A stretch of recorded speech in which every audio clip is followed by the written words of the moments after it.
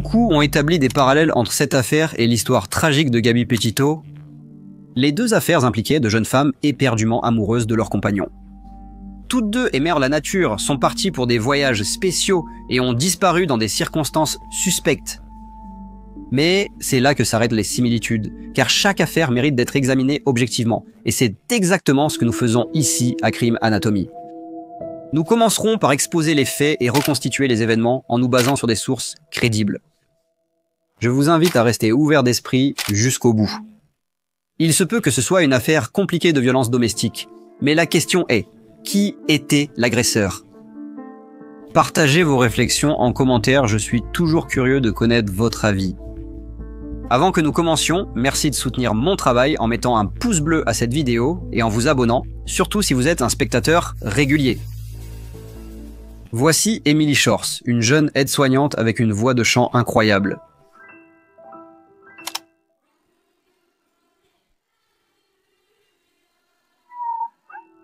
Elle a rencontré Joseph Ferlazzo, un tatoueur, et comme beaucoup d'histoires d'amour, tout est allé très vite. En quelques semaines de relation, le couple a emménagé dans un appartement à Essex Junction, dans le Vermont, en août 2020. À peine 2 mois plus tard, en octobre 2020, ils se sont mariés. À 22 ans, Emily Ferlazzo avait une différence d'âge de 20 ans avec son mari de 41 ans, Joseph. Elle travaillait comme aide-soignante diplômée, mais rêvait de devenir un jour esthéticienne. Quand ils se sont rencontrés, Joseph avait des problèmes d'argent.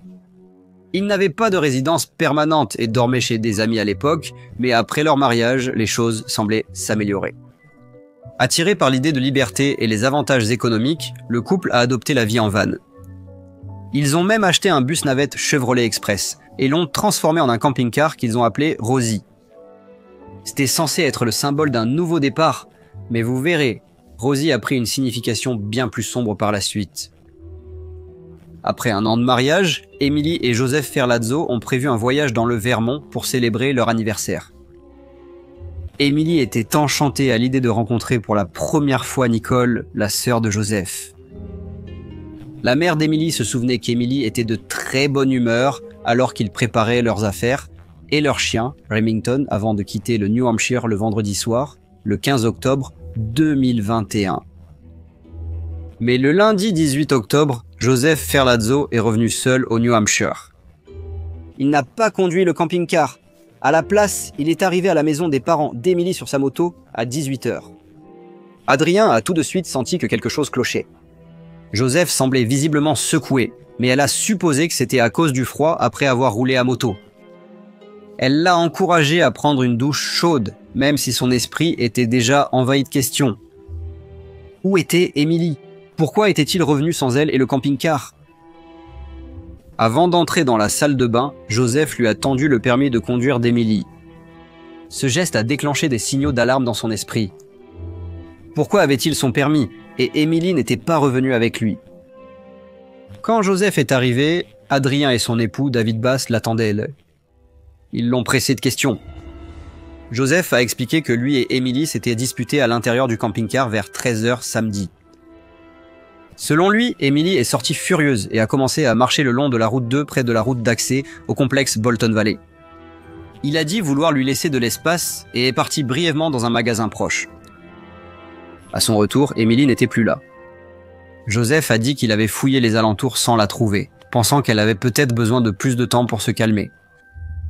Il a supposé qu'elle retrouverait peut-être le chemin de la maison, peut-être en prenant un Uber, mais maintenant 2 jours s'étaient écoulés sans aucune nouvelle d'Emily. Elle l'avait effectivement ignorée. En écoutant son histoire, Adrien et David ont été immédiatement inquiets et ils ont appelé la police tout de suite, à 7 h 15 en fait, alors que Joseph était encore présent. Après le dîner, Joseph a quitté la maison des Basses, mais pas avant d'avoir partagé la localisation de son téléphone avec David. David a souligné que c'était juste un geste pour garantir le retour de Joseph sain et sauf. Curieusement, Joseph n'est pas reparti par le même chemin qu'à l'aller. Au lieu de prendre sa moto, il est parti au volant de sa Jeep Wrangler rouge, un autre véhicule qui était garé sur la propriété. Avant son départ, Adrien et David l'ont interrogé sur la localisation du camping-car. Joseph a donné des réponses vagues et incohérentes. Toute l'interaction semblait étrange, comme si récupérer la Jeep était sa priorité, et non expliquer la disparition d'Emily. Notez ce détail, il sera important ultérieurement. Adrien est resté en contact avec la police. En fait, elle avait dit aux enquêteurs que sa fille avait déjà été victime de violences domestiques. Elle craignait que Joseph en sache bien plus qu'il ne le révélait. Pour aggraver leur inquiétude, les réseaux sociaux d'Emily étaient complètement inactifs depuis le début du voyage.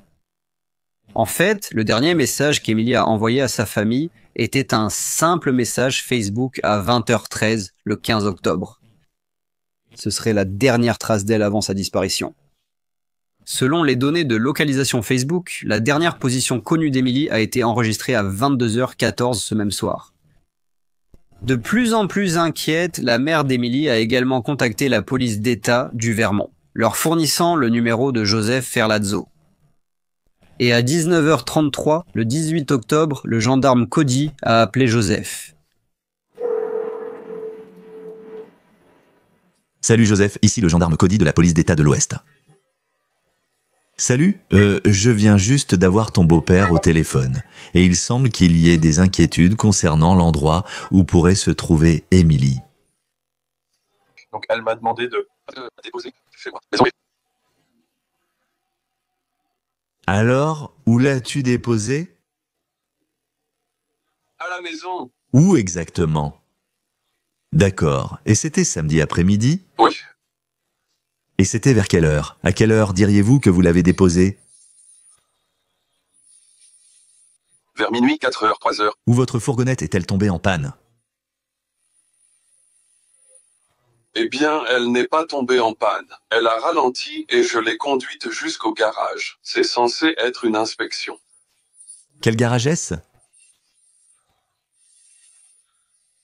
Je ne sais pas. C'en est vraiment un. Quand Emily a sauté du van, est-ce qu'elle avait son téléphone portable avec elle? Oui.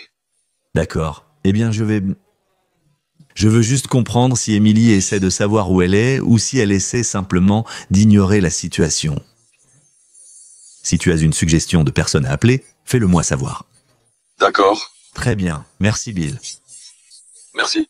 Comme vous l'avez entendu pendant l'appel, la voix de Joseph au téléphone était d'un calme inquiétant, voire indifférente pour quelqu'un dont la femme avait disparu. Il a dit à l'officier que sa camionnette était chez un garagiste à Virgin, un détail qui n'a pas suscité d'inquiétude immédiate à ce moment-là, mais qui allait se retourner contre lui plus tard. Et cette nuit-là, la police a agi rapidement. Une recherche a été lancée pour retrouver Emily Ferlazzo. Peu après minuit, ils ont repéré le camping-car du couple. Et il n'était pas chez le garagiste, mais à Saint-Alban, dans le Vermont, garé dans un quartier résidentiel. Ce détail concordait mieux avec ce qu'Emily avait dit à sa mère sur leur lieu de séjour prévu. Alors que les agents fouillaient le camping-car, tout semblait normal jusqu'à ce que la fouille prenne une tournure terrifiante. Dans la salle de bain, sous la douche, ils ont trouvé 8 sacs poubelles noirs. À l'intérieur des sacs se trouvaient des parties de corps démembrées, un oreiller rouge ensanglanté et 2 douilles usagées. Le sac numéro 4 contenait la découverte la plus macabre, la tête d'Emily. L'un des détectives qui allait témoigner à ce sujet plus tard, on pouvait la voir lutter pour retenir ses larmes et ses émotions alors qu'elle confirmait qu'ils avaient trouvé la tête d'Emily dans ce sac. Quoi? Qu'y avait-il d'autre dans le sac numéro 4 si...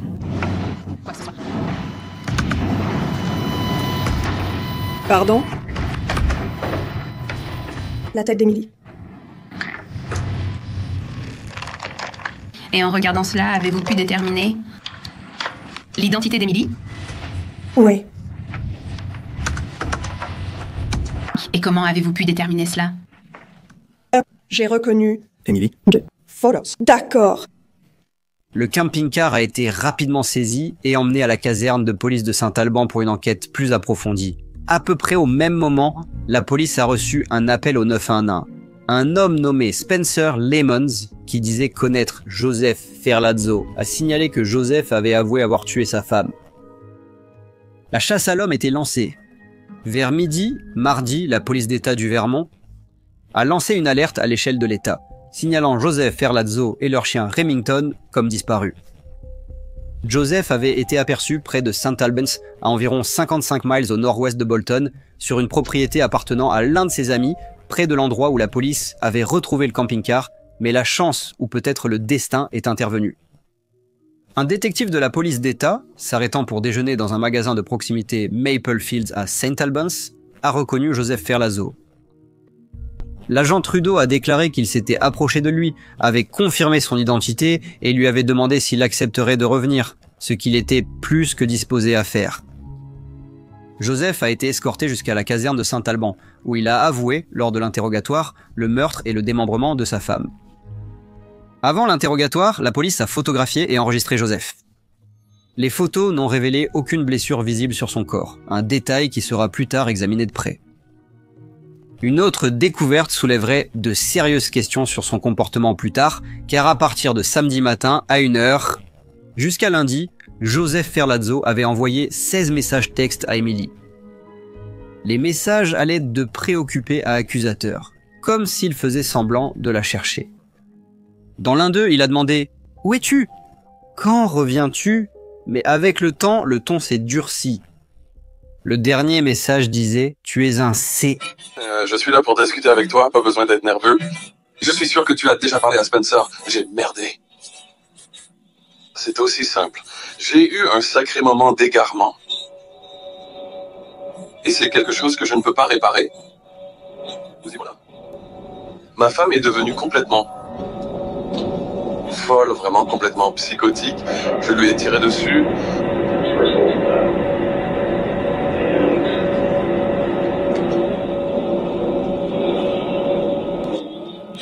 Où cela s'est-il passé? Bolton, Vermont. Samedi soir? J'essaie d'écouter de la musique, d'allumer des bougies et de boire un peu de vin pour me détendre. Elle commence à jeter les bougies partout, me dit de les éteindre, elle est juste brutale et agressive avec moi. Et ça s'est transformé en coups de poing et de pied, beaucoup de choses blessantes. Oh, je ne me souviens pas de tout. Qu'est-ce que tu as dit? Il y avait beaucoup de coups de pied et de poing. Qui donnait les coups de pied et de poing? Je ne donne pas de coups et je n'ai jamais fait de mal. Je ne participe pas à ça. Je ne voulais plus recevoir de coups à la tête. Où est-ce qu'elle te frappait? Dans mon bras. Comme me donner des coups de pied à l'aine, tu sais. Juste des coups au corps. Et tu sais, juste... Et est-ce que ces coupes de poing et de pied, ça se passait à l'intérieur du fourgon? Je comprends que tu lui as tiré dessus, donc est-ce que cet incident continue en ce moment? Je me suis assis et j'ai senti une chaleur intense dans ma tête. Tout est devenu flou, mais je m'en souviens clairement. Avec quoi lui as-tu tiré dessus? C'était un pistolet Glock. À qui appartient ce Glock? C'est mon Glock, monsieur. Où est-ce le Glock maintenant? Dans le bus. Dans le bus. Pouvez-vous décrire Emily quand vous lui avez tiré dessus? Elle avait arrêté de se battre et elle était partie. Emily était à terre, j'ai sauté sur elle et je lui ai tiré dessus. 2. Je l'ai nettoyé. Du sang coulait de sa tête, alors j'ai mis un sac dessus. Quel genre de sac? Comme un sac poubelle. D'accord. Sont-ils toujours dans le bus? Comment est-elle passée du lit à la salle de bain? Je l'ai portée. Tu l'as porté. Oui, monsieur. Était-il clair qu'elle était morte? Oui. Où se trouve dans ce bus l'arme à feu que vous avez utilisée, le Glock? Elle est dans le lit. Y a-t-il d'autres armes à feu là-dedans? Quelles autres armes sont là-dedans? Un fusil de chasse et un fusil à pompe. D'accord. J'ai paniqué et tout est devenu un mélange confus. Plus rien n'avait de sens. Je ne sais même pas si j'ai dormi cette nuit-là. Le matin suivant, j'ai pris le petit déjeuner avec ma sœur. Parle-moi de ça. J'ai pris un café et petit déjeuner avec ma sœur. Dans l'Airbnb. Regardez comme il ne peut pas s'empêcher de sourire à l'idée de prendre le petit déjeuner et un café avec sa sœur. Le jour où il a tué sa femme. Le café était dans l'Airbnb et ensuite nous sommes descendus dans la rue pour prendre le petit déjeuner. As-tu parlé de ce qui s'est passé? Non. Ont-ils demandé où elle était quand tu es sorti prendre le petit déjeuner? Qu'est-ce que tu as dit? Elle dort encore. D'accord. Le contenu des sacs poubelles récupérés du camping-car a été catalogué comme suit. Sac 1 et 2, un coussin rouge, un drap en polaire gris et un autre oreiller. Sac numéro 3, partie inférieure avec le pied. Le sac numéro 4, comme vous le savez, contenait la tête d'Emily. Le sac numéro 5 contenait son bras droit et son pied gauche. Le sac numéro 6 contenait le reste de la jambe droite et le sac numéro 7, son torse. Le sac numéro 8, son bras gauche et son pied droit. Le docteur Shapiro, le médecin légiste qui a pratiqué l'autopsie, a reçu les restes au bureau du médecin légiste.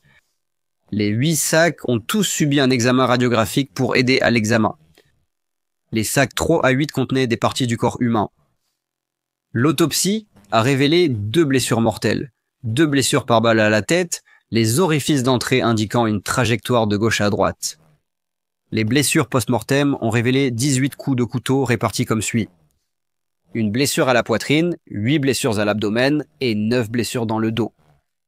Emily semblait avoir été poignardée et les résultats toxicologiques n'ont révélé aucune substance significative, à part des traces de nicotine, de marijuana et de caféine, ce qui correspondait aux habitudes d'Emily, mais aucune trace d'alcool n'a été trouvée dans son organisme. La cause du décès a été déterminée comme un homicide par blessure par balle à la tête. Au cours de l'enquête, la police a retrouvé des couteaux ensanglantés et une scie qui aurait été utilisée pour le démembrement. La bague de fiançailles d'Emily, tachée d'une substance brun rougeâtre, a été découverte dans un porte-gobelet du camping-car. Joseph Ferlazzo a été arrêté et inculpé de meurtre au premier degré. En 2023, en attendant le procès, un tribunal civil a accordé 1 500 000 $ à la famille d'Emily dans le cadre d'une action en justice pour décès injustifié. Et bien que la famille ait peu de chances de recevoir la somme accordée, elle a réussi à récupérer la garde du chien du couple, Remington. Le procès pour meurtre de Joseph Ferlazzo a commencé en décembre 2024, l'État présentant le témoignage de 15 témoins. La défense n'a appelé qu'un seul témoin, Joseph lui-même. Je suis Spencer Lemons, habitant à Sheldon, Vermont. J'y vis depuis 10 ans, c'était un ami à moi. Je le connaissais probablement depuis 2017, peut-être 2016. J'ai eu de ses nouvelles quand il m'a dit qu'il allait venir chez moi. Comment a-t-il communiqué avec vous? Par Facebook Messenger. Vous souvenez-vous quand il vous a dit qu'il venait chez vous? Tard dans la nuit, après 21h, il a dit que ce serait vers 23h20. Il conduisait une Jeep rouge. Il a dit « Allons chercher ma camionnette ». Il a dit qu'elle était chez quelqu'un qui s'appelait Les Langues. Il a dit qu'il voulait amener la camionnette chez moi parce que c'était le plan initial. Et il voulait le faire tout de suite. J'ai pris ma Honda Civic. Comment était l'attitude de M. Ferlazzo pendant que vous conduisiez la voiture? Il était silencieux et semblait bouleversé. Quand je lui ai demandé ce qui n'allait pas, il a répondu « Je veux juste arriver au bus ». Et je lui ai donc demandé de me guider au fur et à mesure de notre avancée. Environ 30 minutes, nous sommes allés à Saint-Alban, suivant ses indications. Nous sommes arrivés à l'endroit où son bus était garé, et je suppose que c'est chez les Langues. J'ai vu plusieurs SUV de patrouille garés devant la résidence, 3 ou 4. Des véhicules de police? Des signaux d'alarme se sont déclenchés dans ma tête et il m'a ordonné de passer devant la police en voiture. Cela m'a fait penser que quelque chose n'allait pas dans cette situation. Ainsi, cela m'a poussé à continuer à le questionner sur ce qui se passait. Je lui ai demandé « Qu'est-ce qui se passe, mec? Tu dois me dire ce qui se passe. Si je dois passer devant des policiers en voiture, j'ai besoin de savoir ce qui se passe. » Il m'a répondu « Beaucoup de choses se passent. J'aimerais voir ma grand-mère. » Et puis, j'ai dit « Qu'est-ce qui se passe ?» Il a dit « Emily est de retour dans le van. » J'ai demandé « Emily est-elle vivante ?» Il a répondu « Non. » Et j'ai demandé « Est-ce que tu lui as fait du mal ?» Et il a dit « Oui. » Et puis, il a commencé à s'agiter dans la voiture. Il bougeait comme ça, se tortillait, essayait d'attraper la poignée de la portière. Je ne savais pas s'il avait quelque chose sur lui qui pourrait me faire du mal, alors j'ai immédiatement arrêté le véhicule et je lui ai dit de sortir. Qu'as-tu fait quand Joseph est sorti de la voiture? Je me suis immédiatement retourné vers ma maison pour mettre de la distance entre lui et moi afin de pouvoir appeler le 911 avec les informations qu'il venait de me donner. Te souviens-tu de l'heure de cet appel? C'était probablement vers minuit. Sous serment, Joseph a affirmé avoir agi en légitime défense. Il a décrit Emily comme une partenaire abusive, affirmant qu'elle avait souvent recours à la violence physique tout au long de leur relation. Joseph a témoigné qu'Emily l'avait agressé physiquement à de nombreuses reprises, citant des incidents où elle lui aurait donné des yeux au beurre noir et des griffures. J'ai laissé mon appareil ouvert pour qu'elle voie avec qui je parlais. Ton téléphone? Mon téléphone. Oui. Et cela a mené à, cela a mené à de la violence. Expliquez ce que vous voulez dire par là. La violence physique a commencé à apparaître dans notre relation, où elle fouillait dans mon téléphone, puis réagissait en me frappant. Vous vous souvenez de la première fois où cela s'est produit? Racontez-moi, s'il vous plaît. Eh bien, j'ai mis mon téléphone à charger, et elle m'a invité à regarder une saison de la série qu'elle était en train de regarder en boucle. Comme ça, nous serions tous les deux au courant de la série et nous pourrions en parler ensemble. Donc j'ai accepté de regarder cette série, tu sais. On en parlera plus tard. Donc elle est partie avec mon téléphone et l'a examiné. Et quand elle est revenue de l'examen, j'étais toujours assis sur une chaise devant la télévision. Et elle s'est approchée de moi, elle a jeté mon téléphone et il m'a frappé sur le côté du visage. Et je me suis tourné pour la regarder, et elle a commencé à me donner une rafale de coups de poing, me frappant à la tête. Poing fermé. Oui, des poings fermés. De quel côté de tes 2 poings? Ah oui, elle était à ma droite. Oui, les 2 poings, oui. Qu'est-ce que tu as fait? J'étais choqué. C'était la première fois que je voyais ce côté d'elle, donc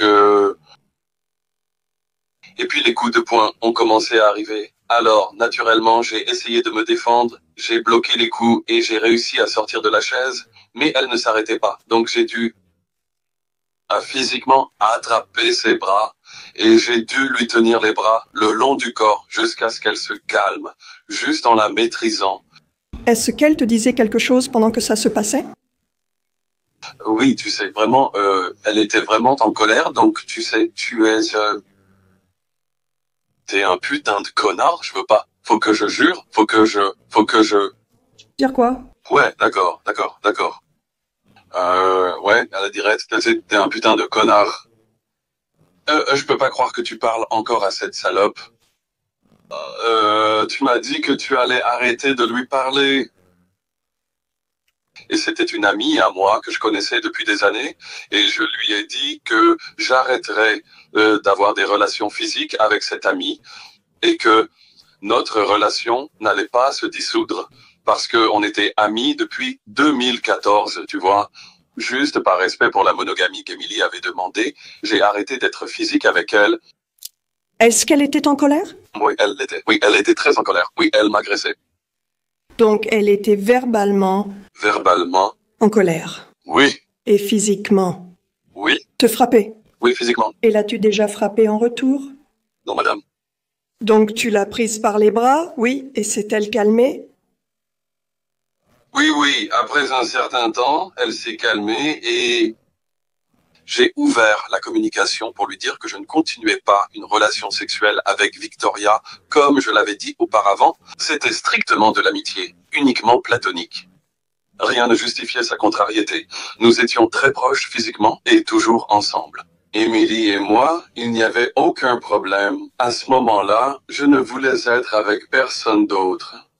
Est-ce que tu lui as déjà parlé à ce moment-là du fait qu'elle t'avait lancé ton téléphone et t'avait frappé? Est-ce que vous en avez déjà parlé? Oh, oui, en fait. Oui, j'ai dit ça. Je l'ai fait. J'ai dit que, tu sais, ce n'est pas normal. Moi, je ne te frappe pas. Alors, s'il te plaît, ne me frappe pas. J'ai grandi dans une famille où il y avait de la violence et je ne veux pas que ça continue. Et elle et moi avions parlé d'avoir des enfants dans notre relation. Donc, je pensais vraiment qu'il fallait absolument éliminer toute forme de violence domestique de l'équation. Qu'a-t-elle dit? Eh bien, elle s'est excusée après un certain temps pour sa réaction brutale. Nous nous étions retrouvés et, d'une certaine manière, nous nous étions réconciliés physiquement et émotionnellement. Nous en sommes arrivés à un point où cela ne s'est plus reproduit. Pendant un certain temps. Combien de temps? Un certain temps? C'était probablement un bon mois, voire même 1 mois et demi. Peut-être même 1 mois et demi. Environ à quel moment cet incident s'est-il produit? Je dirais que c'était quelque part à l'automne 2020, ça aurait pu être en septembre ou en octobre. Donc l'automne 2020, la première fois. Oui, c'est ça. Joseph a dressé un portrait d'Emily comme une personne contrôlante et verbalement abusive. Il y a eu d'autres incidents à partir de ce moment-là, probablement fin octobre ou début novembre, selon le calendrier. Difficile à dire exactement, mais il y a eu un autre cas où j'étais assis sur le lit dans notre chambre, envoyant un message texte. Je crois que c'était un message Instagram, mais j'envoyais un message à une cliente avec qui j'étais intéressé par plus qu'une relation professionnelle. Emily est entrée et elle a vu que j'envoyais un graphics interchange format ou un graphics interchange format, peu importe comment les gens le prononcent. Oui, comme un court extrait vidéo. Quand Emily est entrée dans la pièce, elle avait son ordinateur portable. Elle a vu ce que je faisais et elle m'a agressé avec son ordinateur portable. Elle a sauté sur le lit et m'a frappé à la tête. Elle m'a vraiment frappé. Elle avait l'ordinateur portable et elle m'a frappé avec... Où? À la tête. Quelle partie de ta tête? Comme l'arrière de ma tête sur le côté droit, je suppose. Est-ce qu'elle a dit quelque chose? Oui, elle m'a traité de merde. Est-ce qu'elle a fait autre chose de physique à part te frapper à l'arrière de la tête avec son ordinateur portable? Elle a essayé de... Moi, je me suis faufilé sur le côté du lit et j'ai juste un peu couru autour du lit pour rester loin d'elle, tu vois. Je disais des choses comme « Calme-toi, parlons-en simplement ». Quand elle t'a frappé à la tête avec son ordinateur portable, est-ce que ça t'a fait mal? Oui, ça. Ça a fait mal. Est-ce qu'il y avait du sang? Non, il n'y avait pas de saignement. Est-ce que ça a laissé comme une bosse sur ta tête? Oui, il y avait une bosse comme un œuf de poule. Est-ce que tu as consulté un médecin? Non, je n'ai pas vu de médecin. D'accord. En fait, elle ne voulait pas en parler davantage. Elle voulait juste manger quelque chose. Elle voulait aller chez McDonald's, prendre à manger et regarder Netflix. Donc, ça s'est juste terminé, oui? Le mois suivant, il y a eu un incident où je tatouais une femme et Emily écoutait et regardait sur la caméra Ring. Quand la cliente est partie, Emily est entrée dans la pièce et a renversé la table sur le côté. Elle fait tout tomber par terre, s'approche et commence à me gifler. Avec la paume ouverte? Oui, elle avait la paume ouverte. Elle m'a giflé au visage. J'avais débranché la caméra Ring. J'en avais assez d'être surveillé, scruté à cause de mes conversations avec mes amis. J'ai débranché la caméra et Emily n'a pas aimé ça. Elle est entrée et m'a agressé. Eh bien, vous avez décrit qu'elle vous a frappé au visage avec la paume ouverte. C'est exact. Est-ce qu'elle vous a frappé d'une autre manière? Je crois qu'il y a eu aussi, vous savez, elle m'a frappé avec le poing fermé, genre sur la poitrine. Vous êtes bien plus grande qu'Emily, n'est-ce pas? Je mesure 1,83 m pour environ 90 kg. Et elle était bien plus petite que moi? Elle fait 1,60 m, environ 60 kg. Expliquez-nous comment une femme aussi petite peut réellement vous faire mal. Je pense que mon système nerveux fonctionne plutôt bien parce que si quelqu'un me frappe, je le sens et j'ai une réaction de douleur. Elle frappait fort, elle n'était pas une personne douce, je ne la décrirais pas comme douce. Comme je l'ai dit, on parlait beaucoup d'avoir un enfant et je me suis dit, si tu me frappes, tu frapperas aussi l'enfant. Je l'avais vu donner des coups de pied à mon chien de temps en temps et vous savez, j'étais amoureux d'elle et je voulais avancer dans notre relation et avoir un bébé, mais j'avais peur pour le bébé. Qu'est-ce que tu as fait après qu'elle ait commencé à te frapper et t'ait donné un œil au beurre noir? J'ai dû la saisir par les bras. Je me souviens de cet incident. Elle s'est sentie... Je ne sais pas exactement comment décrire ça. C'était comme si elle avait commencé à prendre des stéroïdes ou quelque chose comme ça. Elle avait tellement de force que j'ai dû la tenir si fort que j'ai presque cru que je n'arriverais même pas à la retenir. Comme si elle transpirait, se débattait, jurait. C'était vraiment un événement. Je lui ai dit que j'étais inquiet pour ma propre santé physique parce qu'elle me racontait, tu sais, des détails explicites sur ce qu'elle ressentait après avoir eu des rapports avec cet individu. Je lui ai dit, je ne veux pas attraper ce qu'il a. Je suis une personne indépendante et très réservée. Je ne souhaite pas m'épancher. mes problèmes sur les autres. Selon Joseph, l'altercation fatale a eu lieu après une violente dispute. Il a affirmé qu'Emily avait bu et fumé, des comportements qui ont accentué son agressivité. Il a déclaré qu'elle avait frappé leur chien puis s'en était prise à lui. Joseph s'est décrit comme un punching ball. Elle s'est approchée de lui avec une arme et il a tiré en légitime défense. Les résultats de l'autopsie n'ont révélé aucune trace d'alcool dans le système d'Emily. Cela a remis en question l'affirmation de Joseph selon laquelle elle buvait avant leur dispute. Joseph et Emily s'étaient rencontrés par l'intermédiaire d'une amie commune, Laure, lors d'un apprentissage de piercing que Joseph dirigeait. À l'époque, Joseph se disait polyamoureux, cherchant ouvertement plusieurs relations amoureuses et sexuelles. Emily, cependant, tenait à la monogamie, surtout à mesure que la relation avançait vers le mariage. Joseph affirmait que lorsqu'ils se sont mariés, ils avaient convenu d'une clause poly stipulant une période temporaire de monogamie avant qu'il ne puisse revenir à son mode de vie préféré. Aucune preuve écrite de cet accord n'a jamais été retrouvée. Joseph a raconté plusieurs moments de prétendus abus qu'il a utilisés pour justifier ses actes le jour du crime. Cependant, des incohérences dans son témoignage et les preuves médico-légales allaient remettre en question son récit au fur et à mesure du déroulement du procès. Joseph s'est présenté comme la victime ultime qui avait atteint un point de rupture. Cependant, la mère d'Emily a présenté un récit très différent, affirmant que sa fille l'était souvent vue avec des ecchymoses sur le corps. Selon la mère d'Emily, ces blessures résultèrent de disputes à propos de l'infidélité de Joseph ou de ses manières polyamoureuses, comme il les décrivait lui-même. La mère d'Emily a également mentionné qu'Emily envisageait souvent de quitter le mariage à cause de ses problèmes. Des preuves clés contredisent les affirmations de Joseph.